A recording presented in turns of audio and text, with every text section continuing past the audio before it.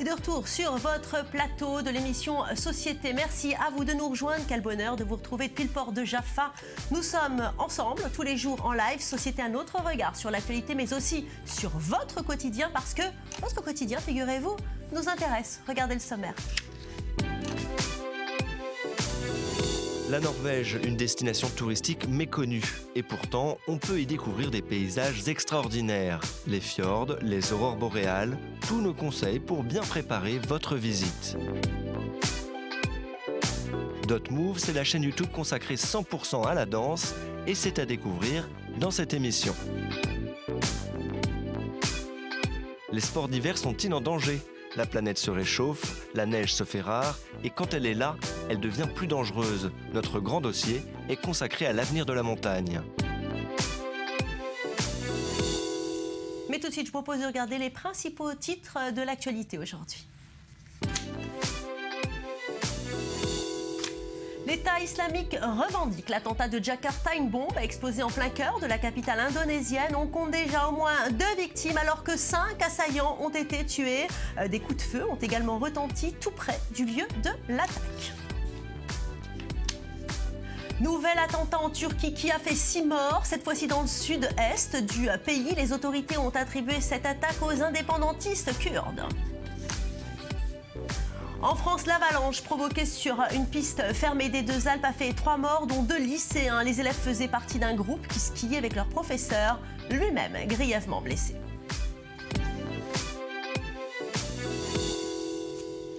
Muriel Adassa, bonjour. Bonjour Valérie. Tous les jeudis, nous allons vous retrouver pour votre coup de cœur, voyage. Et aujourd'hui, vous avez choisi de nous amener en Norvège. Muriel, pourquoi quitter les plages de Tel Aviv pour partir affronter le froid norvégien ? Bien, tout simplement parce que j'avais envie de vous faire rêver. Ça vous fait rêver la Norvège, Virginie ? Mais j'attends de voir les images. J'ai vu dans le sommaire, ça avait l'air pas mal. Ça reste très ambitieux comme envie. Mais le pari est forcément réussi lorsqu'on parle de la Norvège et surtout quand on y va.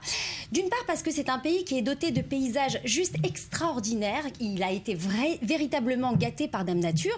Ils font quand même partie des paysages les plus beaux parmi du monde entier, quoi.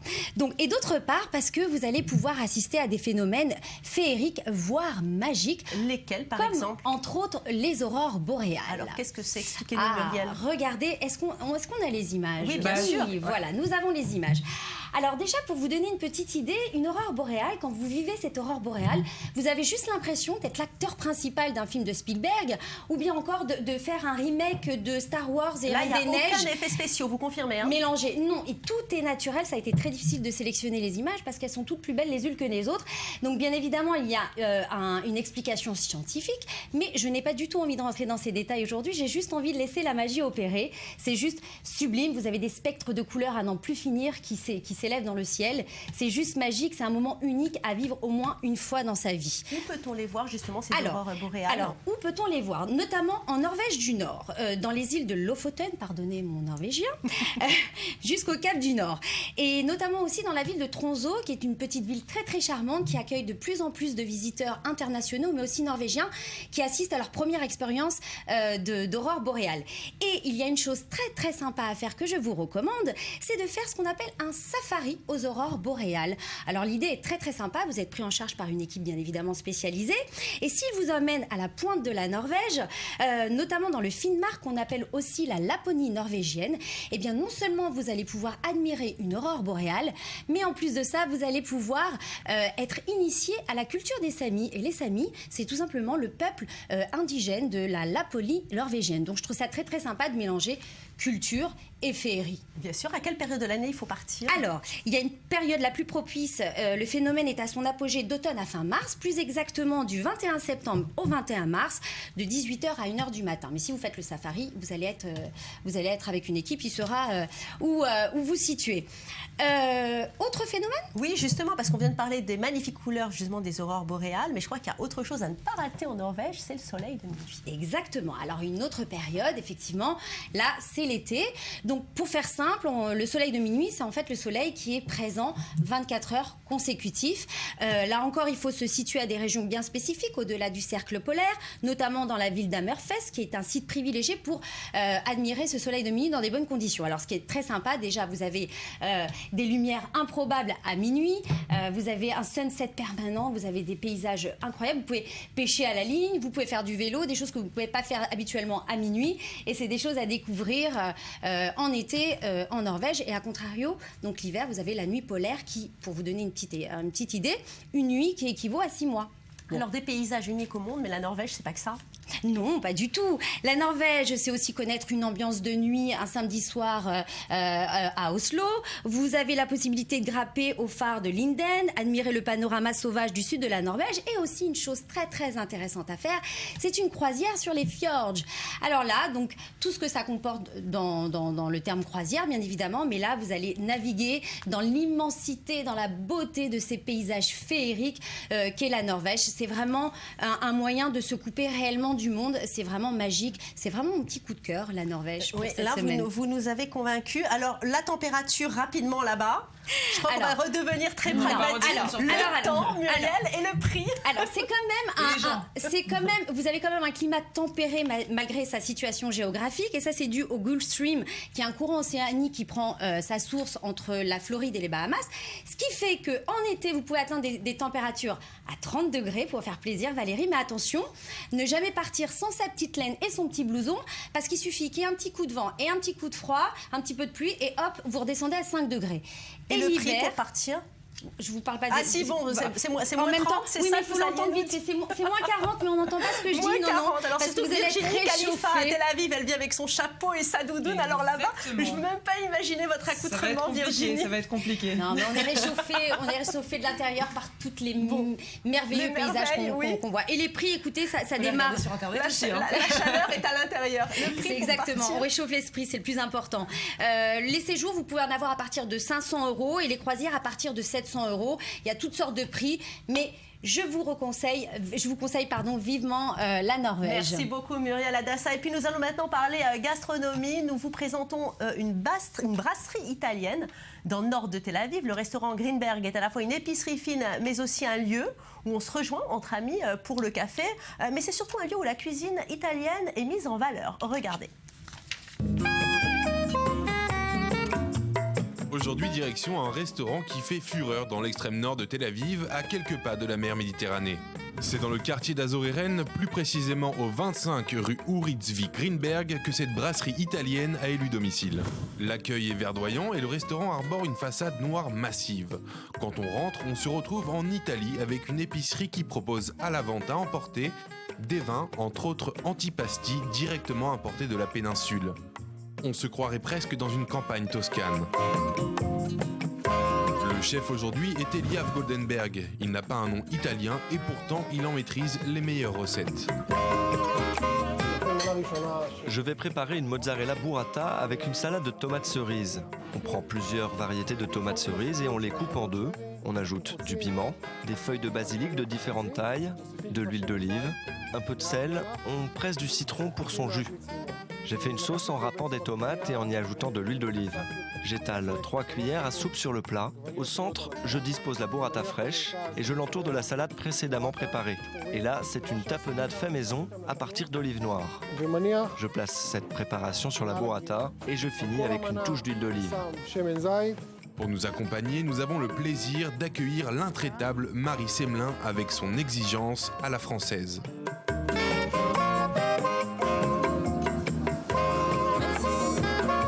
Très joli et bon, avec l'huile d'olive et le basilic, c'est comme ça qu'on se représente l'Italie. Point de vue texture, c'est vraiment intéressant, c'est vraiment très bon. Donc là, il y a pas mal d'huile, mais bon, l'huile, si c'est de la bonne huile, il n'y a pas de problème. Des petits, peut-être du piment avec donc de l'ail, avec une salade aussi bonne, un pain un petit peu plus simple, un pain de campagne, juste simplement pour pouvoir vraiment profiter de la salade, ça aurait été mieux. Pour le plat principal, je vais préparer des galettes de maïs avec des œufs pochés, de l'avocat frais et une salade de roquettes. Je commence par faire frire la galette de maïs qui est faite à partir d'échalotes, d'herbes et de poivrons et un peu de farine. J'utilise de l'huile d'olive. J'ai coupé de fines lamelles de tomates que j'ai salées, poivrées, pour ensuite les faire rôtir au four. Maintenant, la mise en place. Je commence par la galette sur laquelle je place un œuf poché, puis une tomate. J'ajoute l'avocat frais et je finis par la salade de roquette dans laquelle j'ai ajouté du piment, du sel et du citron pressé.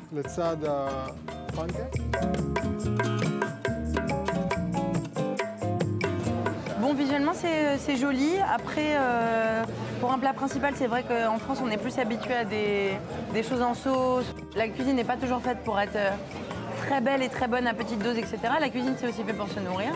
Et là, clairement, c'est un plat qui va être très nourrissant. Les saveurs tout ensemble se mélangent bien. Bon, les galettes de maïs, moi, je suis un petit peu déçue, elles sont un petit peu fades.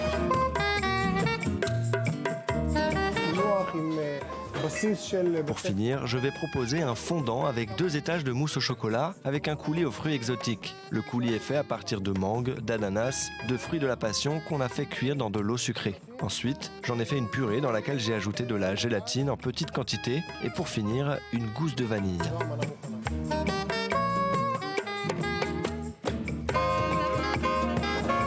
Ah, le dessert. Chacun ses goûts. Moi, je suis vraiment fan de chocolat noir. On le retrouve un peu dans la plaquette de chocolat sur le dessus. Un peu moins sur l'intérieur. C'est plus un chocolat un petit peu fade, chocolat un petit peu au lait, comme on en connaît beaucoup, sans trop de personnalité, quoi. Mais du coup, le fait qu'il y ait la mangue, ça fait vraiment un équilibre des goûts qui est très intéressant et que moi, je trouve vraiment très bon. Une burrata coulante à souhait et ses tomates cerises croquantes pour 14,50 €, accompagné de la spécialité de pain à l'ail maison à 5 €, un plat consistant d'œufs pochés et de galettes de maïs à 13,50 € et un savoureux mélange chocolat-fruits exotiques pour terminer sur une touche sucrée à 9,50 €. Une brasserie qui, sans avoir de grandes prétentions gastronomiques, promet une cuisine italienne authentique et goûtue pour un budget abordable.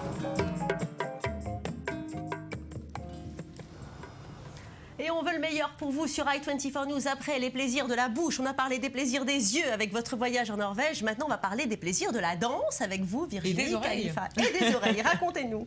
Alors, il s'agit de Dotmov. C'est la première chaîne YouTube 100% consacrée à la danse. Alors, pourquoi la première chaîne? Parce que d'habitude, on a un style de danse et puis finalement une chaîne pour le hip-hop, une chaîne pour la danse classique. Ici, tous les styles de danse y sont représentés. Elle a été lancée le 11 janvier et ce n'est pas par hasard. Ça correspond à 1 an après le grand rassemblement contre le terrorisme qui avait eu lieu après les attentats de Charlie Hebdo.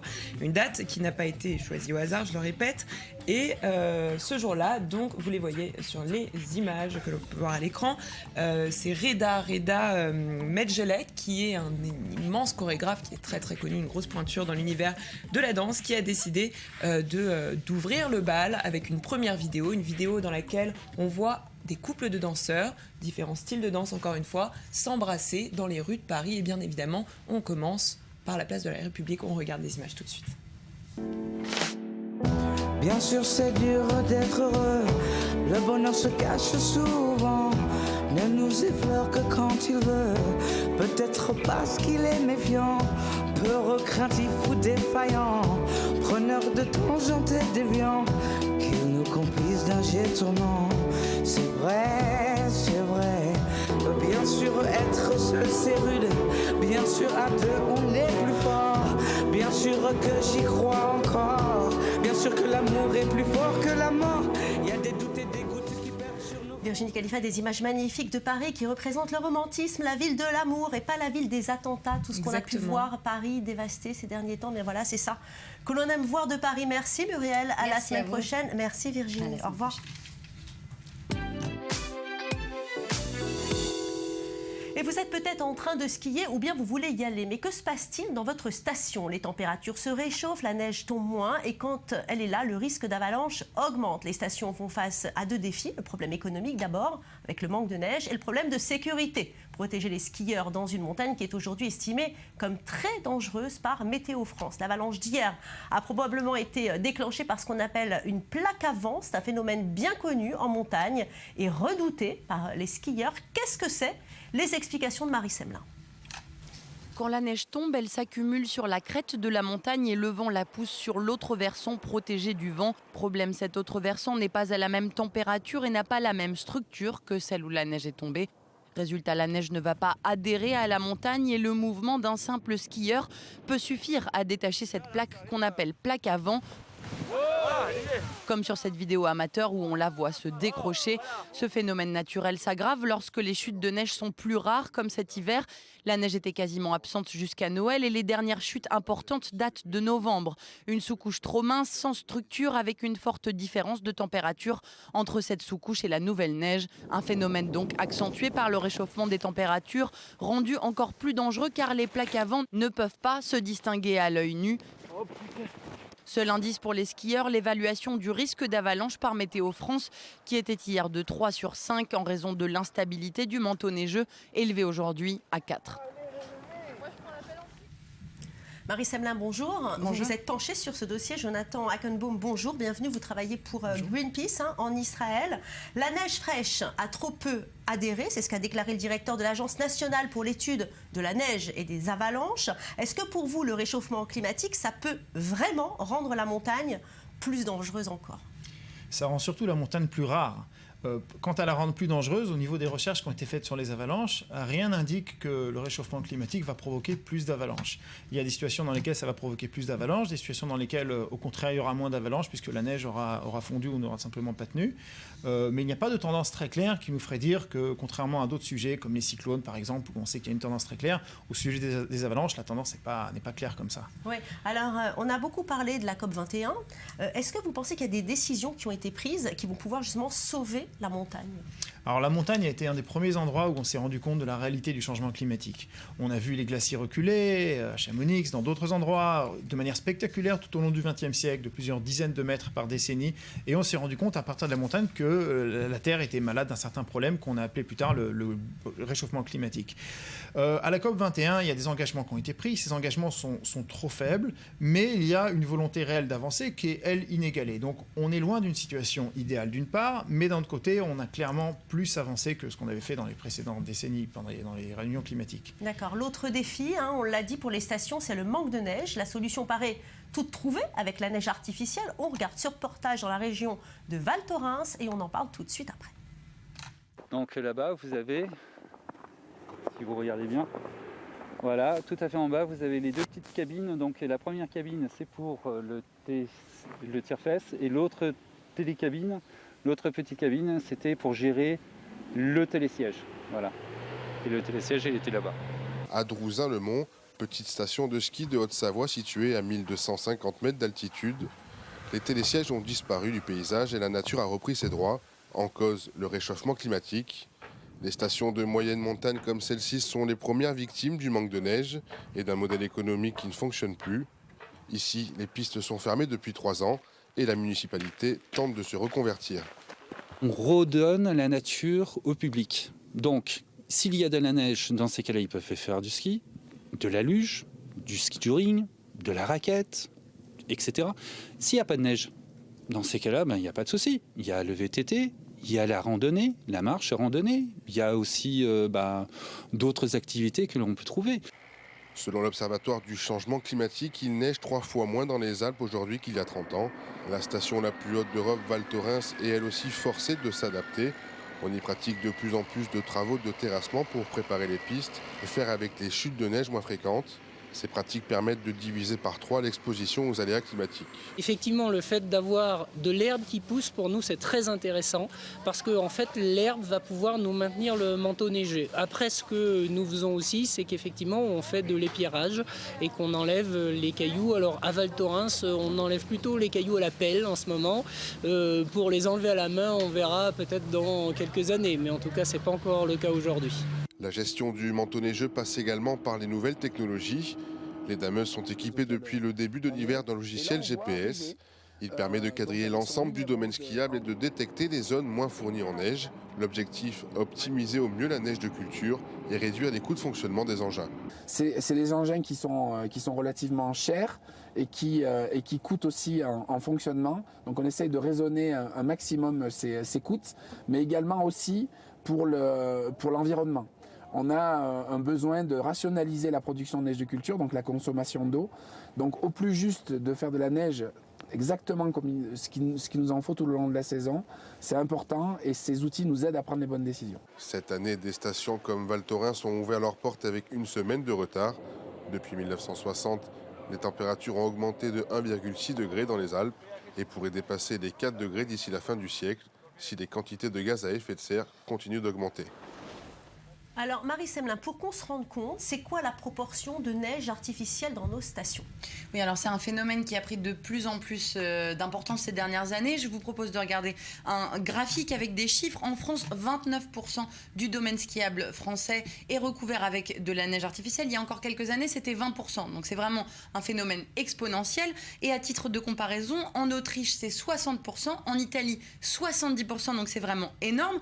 L'une des raisons, c'est qu'au début, la neige artificielle, quand on l'a découvert et qu'on a commencé à l'utiliser, c'était vraiment pour pallier l'investissement économique. Quand les skieurs venaient, il fallait absolument qu'ils aient de la neige. Et maintenant, il y a une sorte de course à la neige artificielle. C'est à qui on aura le plus. Ça se répand à toutes les stations. Toutes les petites stations ont leur petit canon à neige. Et pour vous donner un ordre d'idée, l'un des problèmes, c'est la consommation d'eau que ça implique. Pour 1 hectare de neige, il faut l'équivalent de 2 piscines olympiques.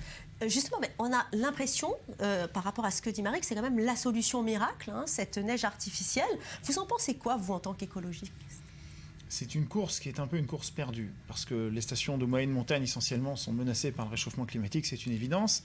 Les stations de haute montagne, un peu moins, mais il faudra toujours des quantités plus grandes de neige artificielle, et il faudra que cette neige artificielle tienne à des différences de température plus importantes. Et c'est ce qu'il faut signaler, c'est que le réchauffement climatique n'est pas un réchauffement homogène, qui se passerait avec des hausses, de petites hausses de température. Il y a des hausses qui sont très importantes, et des variations aussi très importantes. Donc la neige qu'on met le lundi doit pouvoir tenir peut-être 3 ou 4 degrés de plus le vendredi ou quelques jours après. Et donc, pour cette raison, ils rajoutent également toutes sortes de produits chimiques dans la neige artificielle, ce qui n'est pas une solution pour la montagne. Si on va à la montagne pour respirer du bon air, vous respirez du produit chimique, c'est ça ce que c'est ? Il faut faire attention de ne pas tomber le nez dans la neige, mais à part ça... Mais si on imagine une montagne durable, respectueuse de l'environnement, on voit quoi ? Je pense qu'on s'oriente de plus en plus vers une montagne de randonnée et puis une montagne de sport un petit peu telle que ça se pratique dans la montagne dans les jours d'été. D'ailleurs, c'est vrai que des activités aquatiques, il y en a de plus en plus à la montagne. Normalement, on y va pour skier, mais on le voit à Avoriaz, Chamonix. Oui, alors ça, je ne sais pas ce que vous allez en penser en tant qu'écologiste, mais évidemment, vous imaginez une bulle chauffée à 30 degrés avec des gens en maillot de bain en janvier. Forcément, question écologie, on n'est pas au top. Une réaction ? Oui, c'est absolument. Il va falloir qu'on s'oriente vers des bulles comme ça, mais qui seraient des bulles équilibrées au niveau énergie. Donc, à elle de se débrouiller pour savoir respecter l'environnement alentour. Absolument. Mais peut-être qu'au niveau économique, c'est pas suffisant la période de ski. Il a fallu trouver d'autres solutions justement pour faire fonctionner ces stations de ski, même l'été. Absolument, il y a des solutions et de toute façon, mais il y a toujours le tourisme de montagne en été est très important, mais il faut savoir trouver des solutions qui à la fois répondent aux critères de tous. C'est certainement aux critères de respect de la montagne, puisque je pense que les mêmes personnes qui font des activités économiques en montagne ont envie que ces activités soient durables et qu'ils puissent continuer de les faire aussi 30 et 40 ans après. Vous pensez que c'est la fin de la montagne ? Non, c'est pas la fin, c'est une continuation différente. Une continuité peut-être différente. Oui. Il va falloir apprendre à aimer la montagne autrement. Ce qu'on fait exactement, et ce qu'on commençait à faire des stations de moyenne montagne récemment, elles ont quasiment les stations de petite montagne, j'en parle même pas parce que là il y a plus de neige, donc il y a plus d'options. Mais les stations de moyenne montagne commencent à se tourner comme les petites vers de la montagne 4 saisons, c'est-à-dire des activités d'été, de randonnée, avec une rentabilité aussi économique des infrastructures qui sont mises en place plus élevées. Parce que sur les grandes stations de ski, ce qu'on a eu la folie du ski dans les années 70, etc. C'est des infrastructures énormes qui sont utilisées 20 semaines par an, maximum. Merci Marie, merci à vous d'être venu nous voir. Jonathan, c'est la fin de ce grand dossier sur i24 News. Merci à vous tous de nous avoir suivis. Si vous êtes à la montagne, prudence donc. Je sais que vous êtes nombreux à regarder notre programme. Merci à vous, chers téléspectateurs, de votre fidélité. Restez sur i24. Ce soir, 19h, Paul Amar, suivi de Jean-Charles Banoun, 20h.